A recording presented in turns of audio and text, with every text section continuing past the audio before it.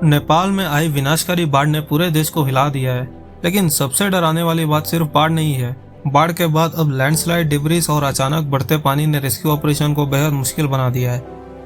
आखिर नेपाल में ऐसा क्या हुआ, कितने लोग प्रभावित हैं और भारत इस मुश्किल समय में नेपाल की कैसी मदद कर रहा है, आइए जानते हैं पूरी कहानी।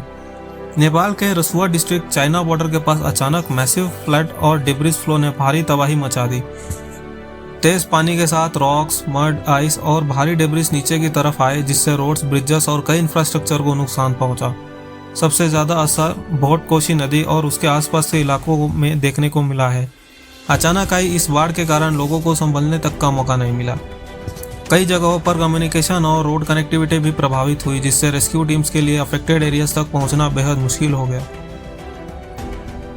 अब सबसे बड़ा खतरा क्या है? लेकिन डिजास्टर की सबसे बड़ी चिंता ये खत्म नहीं हुई।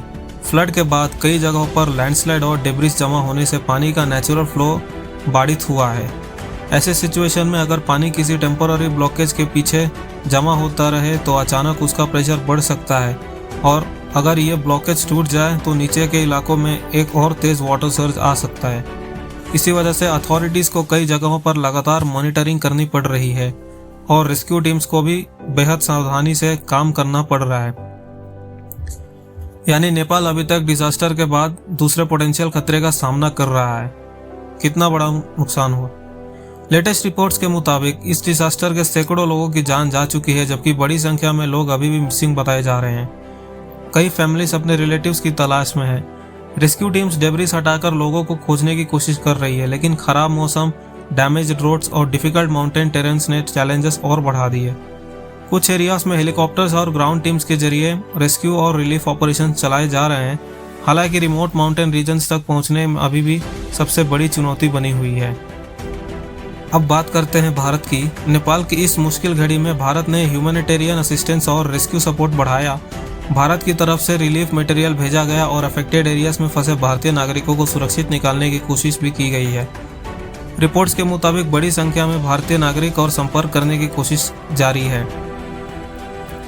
भारत और नेपाल के बीच खुली सीमा और मजबूत लोगों की वजह से इस डिजास्टर का असर दोनों देशों में लोगों पर पड़ा है। इसलिए इंडिया के लिए भी नेपाल की सिचुएशन को क्लोजली मॉनिटर करना बेहद जरूरी है। अभी सबसे ज़रूरी है कि अथॉरिटीज़ लगातार रिवर लेवल्स, लैंडस्लाइड जोन्स और अनस्टेबल एरियाज को मॉनिटर करें, क्योंकि माउंटेनियस रीजन्स में बारिश और कमज़ोर टेरेन के कारण सिचुएशन अचानक बदल सकती है। रेस्क्यू के साथ साथ लोगों को डेंजरस एरिया से सुरक्षित स्थानों पर पहुंचाना भी बड़ी प्रायोरिटी है। नेपाल की यह डिजास्टर हमें याद दिलाती है कि पहाड़ी इलाकों में नेचुरल डिजास्टर्स कितनी तेज़ी से अपना रूप बदल सकती हैं। अगर आपको ऐसे ही लेटेस्ट और इम्पोर्टेंट करंट अफेयर्स अपडेट आसान भाषा में चाहिए तो वीडियो को लाइक करें और चैनल को सब्सक्राइब ज़रूर करें।